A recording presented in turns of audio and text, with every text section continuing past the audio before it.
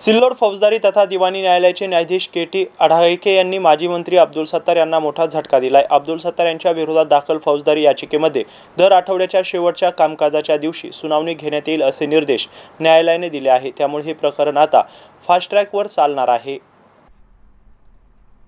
सामाजिक कार्यकर्ते महेश शंकरलाल शंकरपेली आणि डॉक्टर अभिषेक हरिदास पुणे यांनी अब्दुल सत्तार यांच्या विरोधात लोकप्रतिनिधी अधिनियम कलम 125 अ अन्वये सिल्लोड दिवाणी तथा फौजदारी न्यायालयात फौजदारी याचिका क्रमांक 461/2023 दाखल केली होती।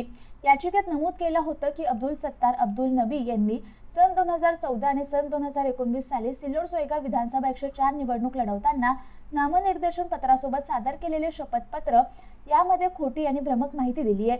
शपथपत्रात त्यांच्या आणि त्यांच्या पत्नीच्या नावे असलेले शेतजमिनी, वाणिज्य आणि निवासी मालमत्ता यांचे खरेदी मूल्य वेगवेगळे दाखवले आहेत। त्याचप्रमाणे त्यांनी दोघांच्या नावे असलेले ऋणपत्र, बंधपत्र, कंपन्या, शेअर्स, म्युच्युअल फंड इत्यादी मधील युनिटचा तपशील दिलेला नाही। स्वतःची शैक्षणिक माहिती चुकीची दिली। प्रस्तुत याचिकेत न्यायालयामार्फत तब्बल 3 वेळा कलम 202 नुसार पोलीस तपास करून अहवाल मागवण्यात आला होता। प्राप्त अहवालानुसार दिनांक 11 जुलै 2023 रोजी तत्कालीन न्यायाधीश मीनाक्षी एम धनराज यांनी प्रकरणात गुन्हा नोंदवून त्यात न्यायालयीन खटला सुरू करण्याचे आदेश दिले होते।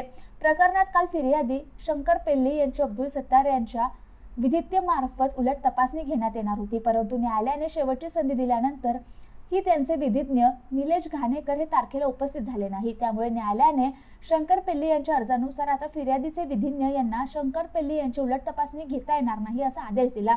तसेच उच्च न्यायालयाच्या आदेशानुसार लोकप्रतिनिधी, आमदार, खासदार यांच्या प्रकरणात दैनंदिन म्हणजे रोजच्या रोज सुनावणी घेण्यात यावी या निर्देशानुसार अब्दुल सत्तार यांच्या प्रकरणात आठवड्याच्या कामकाजाच्या शेवटच्या दिवशी सुनावणी घेण्यात येईल असे आदेश दिले। त्यामुळे सदर प्रकरण आता फास्ट ट्रॅकवर चालणार आहे।